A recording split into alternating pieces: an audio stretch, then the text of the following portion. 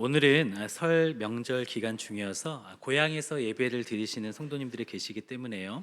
로마서 강의는 한 주 쉬고 맥체인 성경 읽기의 스케줄에 있는 본문으로 설교를 준비했습니다. 설 명절은 민족의 대이동이 있는 날이죠. 저는 이 이동이 의미 있는 이동이 되기를 소원합니다. 복음이 대한민국의 동맥이라 불릴 수 있는 고속도로와 혈관인 지방 국도와 모세 혈관인 골목을 타고 전국 구석구석에 증거되는 귀한 계기가 되기를 소망합니다. 지금도 잘 불려지고 있는지 모르겠지만 저희 세대 때에는 설날이 되면 방송에서 설날이라는 노래가 참 많이 흘러나왔습니다. 이 곡은 교과서에도 실렸던 동요입니다. 까치까치 설날은 어저께 고요 우리 설날은 오늘이래요. 이 곡은 반달 할아버지라는 별명을 가진 윤크경 선생님이 작사 작곡한 곡입니다. 그 배경에는 여러 가지 설이 있지만 설날이라는 동요에 항일 정신을 담았다라는 설이 가장 유력합니다. 당시 천황 중심의 근대화를 이루려고 했던 일본은 식민지 삼았던 우리나라의 전통적인 음력 명절을 폐지하고 양력 명절을 추진합니다. 여기에 저항해서 우리의 명절을 지키고자 설날이라는 동요를 만들어서 발표했다라는 것입니다. 까치까치 설날은 어저께고요. 일본인의 설날인 신정은 어저께고요. 이 의미죠. 우리 설날은 음력 1월 1일 구정이 맞다라는 뜻입니다. 이렇듯 명절이나 국경일은 단순히 쉬는 날이 아닙니다. 그 안에 여러 의미와 또 여러 사연, 또 여러 정신들이 깃들여 있습니다. 성경에도 큰 명절이 있었습니다. 가장 대표적인 명절은 바로 유월절입니다. 유월절은 이스라엘의 3대 절기 중에 하나입니다. 이집트의 바로 왕은 이스라엘을 노예 민족으로 삼아서 부리고 있었죠. 유월절은 이스라엘 민족이 이집트에서 탈출한 일을 기념하는 명절인 것입니다. 이집트의 신들을 하나님께서 10가지 재앙으로 심판을 합니다. 그 중에 10번째 재앙이 바로 초태생의 죽음, 장자의 죽음입니다. 이 죽음의 재앙이 이집트의 각 집안의 맏아들을 죽일 때 이스라엘 사람들의 집에는 어린 양의 피를 문설주에 바르게 됩니다. 그렇기 때문에 그 죽음의 재앙이 그 집에는 임하지 않고 그냥 지나가게 되는 거죠. 그 패스오버, 유월하게 되는 겁니다. 이 일을 기념한 데에서 바로 유월절이라는 절기가 유래되었습니다. 오늘 본문에는요, 예수님께서 제자들과 함께 이 유월절 절기를 지키는 과정을 기록하고 있습니다. 유월절은 유대인들에게 있어서는 일종의 독립 기념일과 같았습니다. 그들에게 있어서 유월절은 종되었던 삶에서의 해방, 그 시작을 기념하는 것이고 도래할 유대 왕국을 소망하게 하는 절기가 됩니다. 그러나 예수님께서는 제자들과 유월절 만찬을 통해서 유월절의 참 의미를 알려주십니다. 유월절은 바로 예수님의 십자가 은혜에 또 예수님의 그 구원의 은혜를 예표하는 절기가 되기 때문에 그렇습니다. 본문을 통해서 우리에게 주시는 하나님의 음성을 듣기를 원합니다. 첫째로 구원은 우발적인 사건이 아니라 하나님의 계획이라는 것입니다. 예수님께서는 제자들과 함께 마지막 유월절을 지키시고자 예루살렘에 당도하십니다. 그리고 유월절을 맞을 준비를 하십니다. 마가복음 14장은 1절에서 어떻게 시작하죠? 대제사장들과 서기관들이 예수님을 잡아 죽일 계획을 세우는 것으로 시작을 합니다. 그렇지만 그들은 유월절이 지난 다음에 그 계획을 실행에 옮기려고 합니다. 왜냐하면 사람들이 많이 모이는 이날 예수님을 잡아서 죽이게 된다면 예수님을 따르던 사람들 중에서 폭동을 일으킬 여지가 있었기 때문에 정치적인 계산을 해서 예수님을 잡아 죽일 계획을 뒤로 미루는 것이죠. 우리 마가복음 14장 1절과 2절 말씀을 함께 읽겠습니다. 1절, 2절입니다. 이틀이 지나면 유월절과 무교절이라 대제사장들과 서기관들이 예수를 흉계로 잡아 죽일 방도를 구하며 이르되 밀란이 날까 하노니 명절에는 말자 하더라. 아멘. 대제사장들과 서기관들은 유월절 명절이 지난 다음에 예수님을 잡아 죽이려고 합니다. 그런데 예수님은 언제 죽임을 당하십니까? 바로 유월절에 죽임을 당하십니다. 예수님의 십자가의 죽음은 대제사장들과 서기관들의 음모 때문만은 아니었습니다. 예수님께서 유월절에 죽임을 당하신 것은 그들의 계략으로 인한 것이 아니라 수동적으로 죽음을 당하신 것이 아니라 하나님의 계획에 의한 것이었죠. 요한복음 1장에 보면 예수님에 대한 세례 요한의 증언이 나옵니다. 세례 요한은 자신에게 다가오시는 예수님을 보면서 이렇게 선포합니다. 보라, 세상 죄를 지고 가는 하나님의 어린 양이로다.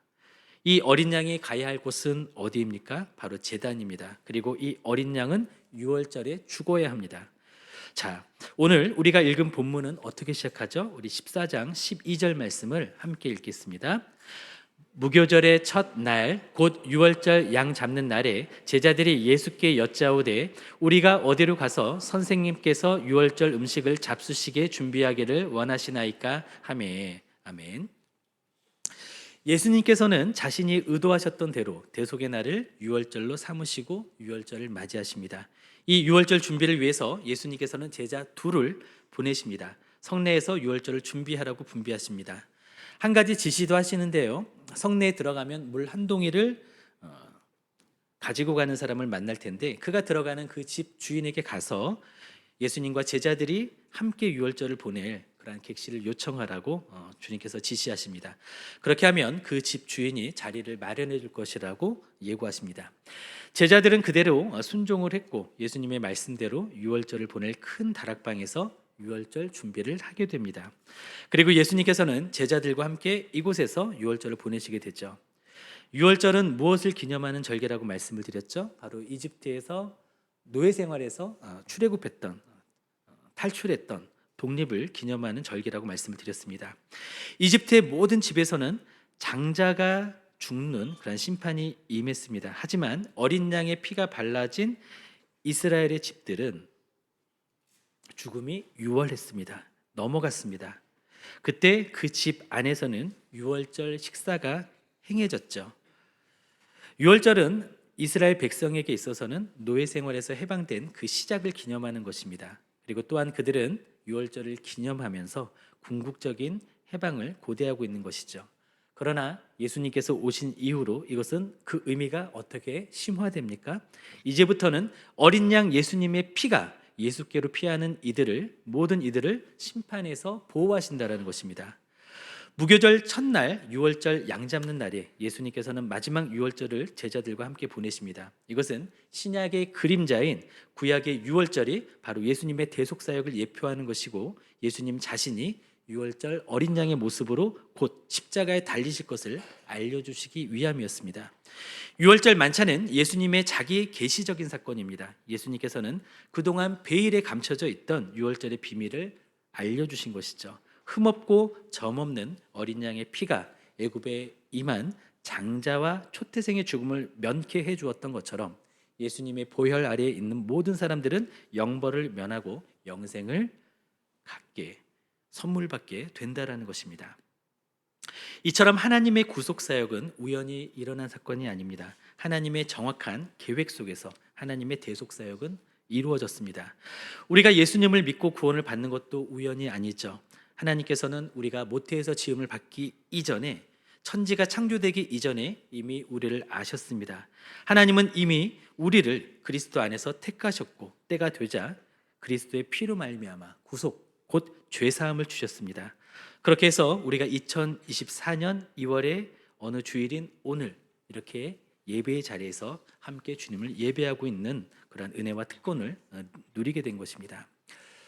두 번째로 일상이 예배가 되어야 합니다. 예수님께서는 떡과 포도주를 나누시면서 제자들과 함께 식사를 하시죠. 예수님께서는 떡을 가지사 축복하시고 떼어서 제자들에게 주십니다. 그리고 잔을 가지사 감사 기도를 하시고 제자들에게 또 주십니다. 그러시면서 떡과 포도주의 의미를 알려주십니다. 우리 마가복음 14장 22절에서 24절까지의 말씀을 함께 읽겠습니다. 22절입니다. 그들이 먹을 때에 예수께서 떡을 가지사 축복하시고 떼어 제자들에게 주시며 이르시되 받으라, 이것은 내 몸이니라 하시고 또 잔을 가지사 감사기도 하시고 그들에게 주시니 다 이를 마시매 이르시되 이것은 많은 사람을 위하여 흘리는 나의 피 곧 언약의 피니라. 아멘. 예수님은 유월절 제물이 되실 자신을 기념하게 하셨습니다. 이것을 통해 자신의 죽음에 대한 의미를 가르쳐 주신 것입니다. 첫 번째 의미는 예수님의 죽음이 바로 복음의 중심이 된다라는 것입니다. 그 떡은 제자들을 위해서 내어주신 예수님의 몸을 상징하고 포도주는 그들을 위해 쏟으신 주님의 피를 상징합니다. 떡과 포도주는 다 예수님의 죽음을 말하고 있습니다. 예수님은 이것을 통해서 예수님의 죽음이 기억되기를 바라셨던 것이죠. 두 번째 의미는 예수님의 죽음의 목적입니다. 24절에 보면 많은 사람을 위하여 흘리는 나의 피, 곧 언약의 피라고 말씀하십니다. 마태복음에 보면은요, 포도주의 잔은 죄 사함을 얻게 하려고 많은 사람을 위하여 흘리는 언약의 피라고 언급하고 있습니다. 예수님의 피는 막연한 희생이 아니라 바로 죄를 사하시기 위한 이유가 있는 희생이라는 것이죠. 세 번째 의미는 예수님의 죽음이 가져온 유익을 우리가 개인적으로 누려야 한다는 것입니다. 유월절 만찬에서 제자들은 방청객이 아니었습니다. 그들은 참여자였습니다.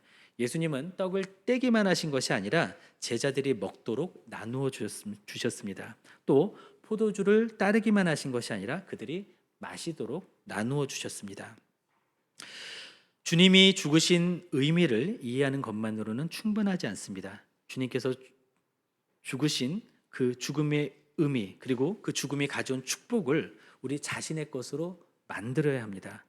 떡을 먹고 포도주를 마시는 행위는 예수 그리스도를 십자가에 달리신 우리 주 구세주로 받아들인다라는 그 사실을 내가 행동으로 보여주는 것이죠.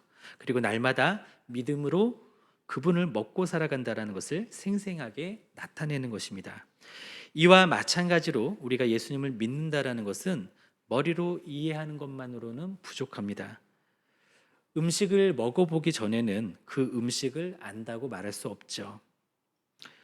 이와 마찬가지로 말씀을 소화하는 것 없이, 예수님을 인격적으로 영접하는 것 없이 예수님을 안다고, 예수님을 믿는다고 말할 수는 없는 것입니다. 많은 분들이 혼동을 하시는 경우가 있습니다. 어떤 것에 대해서 혼동을 하냐면, 예수님 알죠? 예수님 믿으면 구원받는다라는 걸 알죠? 머리로 동의합니다. 지적인 동의를 믿음이라고 착각하시는 경우가 있습니다. 그런데 그러한 믿음만으로는, 지적 동의만으로는 구원에 이를 수가 없습니다. 예수님을 주와 그리스도로 온전히 신뢰하고 그분을 인격적으로 받아들이는 믿음이 있어야 합니다. 그러면 예수님께서는 왜 하필 떡과 포도주를 통해 자신을 기념하라고 하셨을까요?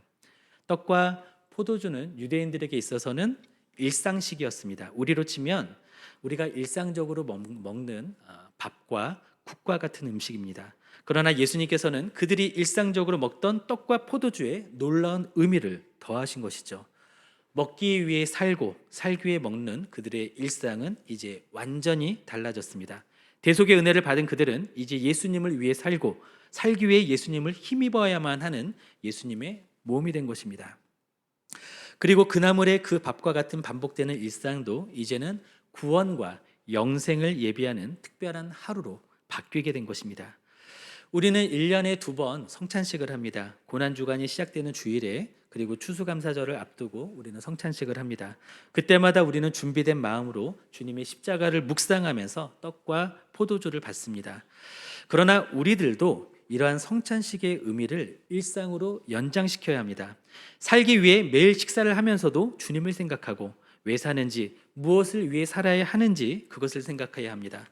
밥과 국을 먹으면서도 삼시세끼를 먹으면서도 내가 어떻게 구원을 받았는지, 내가 어떤 은혜를 입었는지를 생각하고 감사해야 합니다. 일상에 구원의 감격과 감사가 있어야 합니다. 일상이 곧 예배가 되어야 합니다. 셋째로요, 우리는 밥 먹듯이 전도해야 합니다. 예수님의 제자들은 빵과 포도주를 먹을 때마다 예수님을 생각할 수밖에 없었습니다. 일상적으로 먹는 빵과 포도주가 바로 십자가에서 찢기고 흘리신 예수님의 몸과 피를 기억하게 했기 때문입니다. 그리고 제자들은 더 나아가서 일상에서 주님을 증거했습니다. 이후에 사도 바울은 예수님의 만찬의 의미를 일상에서 어떻게 실천해야 할지를 알려줍니다. 우리 고린도 전서 11장 26절을 한번 찾아보겠습니다. 신약성경 277페이지입니다. 신약성경 277페이지.